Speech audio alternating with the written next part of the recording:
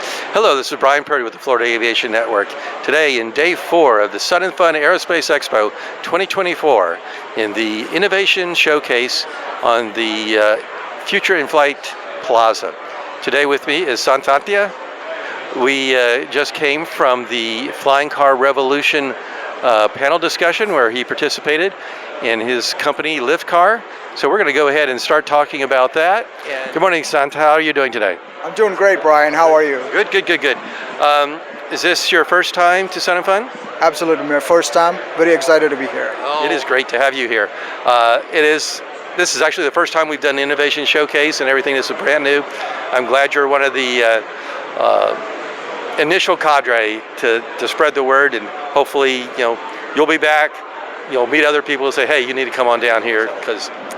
I thought the forum was great. The audience was spectacular. They're very well educated, completely knowledgeable audience in the industry. We had people from the infrastructure side, people that are inventors, that are curious to know about hydrogen and what we do. So the questions were great. I enjoyed the questions from Chuck, and also enjoyed your hospitality. This was a surprise to me because I did not realize that such a big show is being held right in my backyard. We are a Florida company. We are founded in Orlando, and we have moved around since then. We are part of the Built in Miami program, and we are also doing a lot of work in Tampa with the Special Operations Command and military. But to know that this show is happening right in our backyard is sweet news for me, and I plan to be here time and again. Hopefully next year this time with a prototype, actually. That would be great because we want to fill this, and I want to make this even bigger. I'm also, being a Floridian, also I'm sort of partial to say, let's lead the way. We have the Space Coast, why not take advantage of that? So tell us a little bit about your LuftCar, its concept of operations, and I really am impressed with the idea of the hydrogen. So LuftCar is another, LuftCar is another eVTOL vehicle, but it's not like any other eVTOL vehicle. We are building an airframe that is a vertical lift, but that can also carry cargo, and that cargo could be just a container.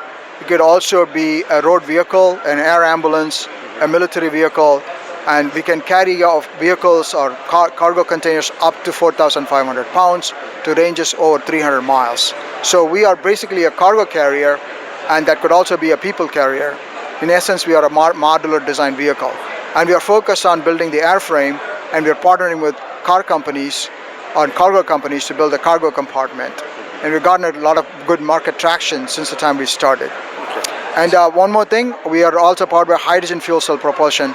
The hydrogen fuel cell propulsion is what's enabling us to carry heavier payload through longer distances, not requiring a lot of recharge time, not having to carry very heavy batteries up in the air, but giving us enough power and energy density to conduct the mission. Okay. And I'm 100% on the hydrogen aspect. Quick question.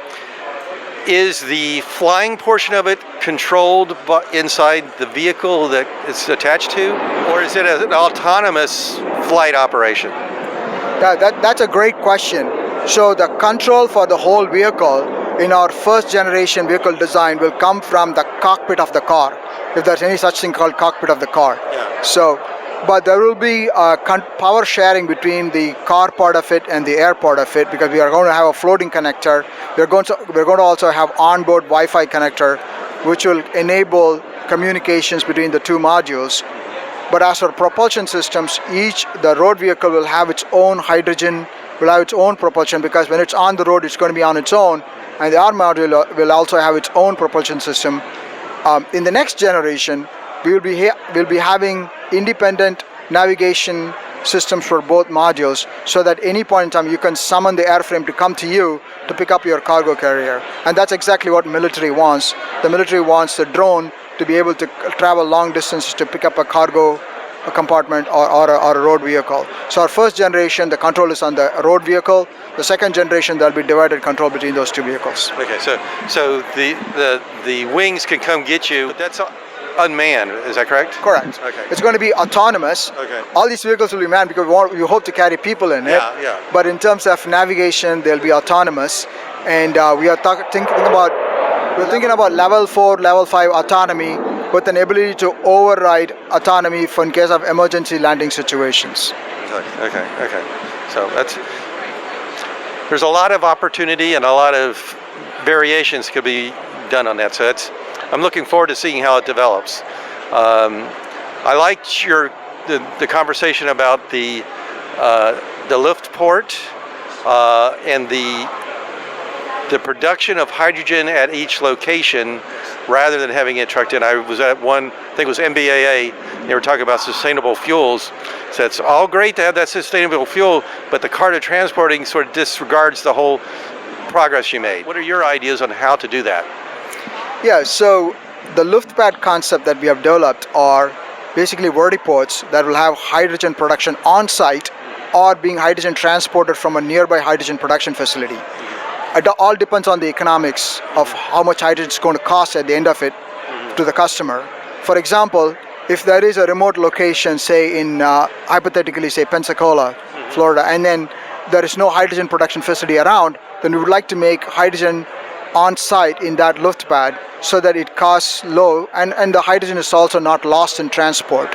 Whereas if the airport is going to be say near West Palm Beach, there is Nextera nearby and Nextera wants to make hydrogen in their facility, then we can ship hydrogen into our facility. So these lift pads will be strategically located, and one of our first initiatives is to develop these lift pads along the I-94 corridor. We're already doing a few projects in Connecticut, and we have developed relationships in North Carolina and Virginia along in that region, the Chesapeake region. And now we are doing our work in Miami, so we are building lift pads along this I-94 corridor strategic locations, and that will be a good demonstrator for hydrogen transportation. So what we have calculated is that we would need these hydrogen vertiports or hydrogen refueling capability every 50 miles radius.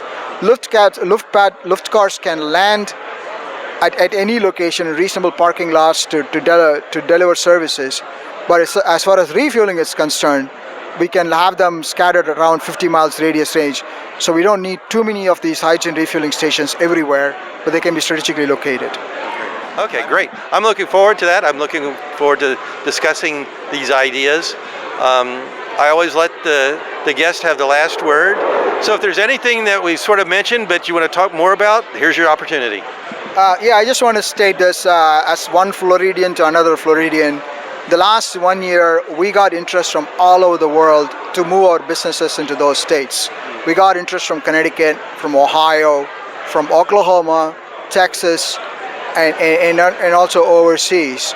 And I have traveled a lot the last year within the United States or globally, looking for good positions, good locations to build our facility to manufacture our vehicles. And I'm convinced that Florida is #1 place for me. I have to now debate between Miami and Orlando and Tampa, but it's all going to be within Florida. And it's all because of the great weather. But beyond the great weather, there's a good ecosystem for aviation companies here. There's a great deal of aviation technology, aviation talent pool, aviation supply chain, and also now hydrogen is picking up in the state as well. So I think I can't ask for anything better. And now with facilities like the Florida Aviation Network located here in Lakeland, with access to airports, regional airports, I think we are well positioned. We also have a good relationship with Space Florida, and we are hoping to expand our network. And I believe in locating in one place and growing from there, and then spreading it to the rest of the world. And LuftCar is going to be a very strong Florida company that will make a big amount of news in the next years to come. And I'm looking forward to that. Thank you very much. I'm not going to argue one single point of that. Well, this is Brian Purdy, once again with the Florida Aviation Network, live and in the clear from Sun & Fun Aerospace Expo 2024 at the Innovation Showcase in the Future in Flight Plaza. Joining me with Santh from the Flying Car Revolution, the panel discussion that we hope to have available online in the near future. Thank you very much. Have a great day. Bye-bye.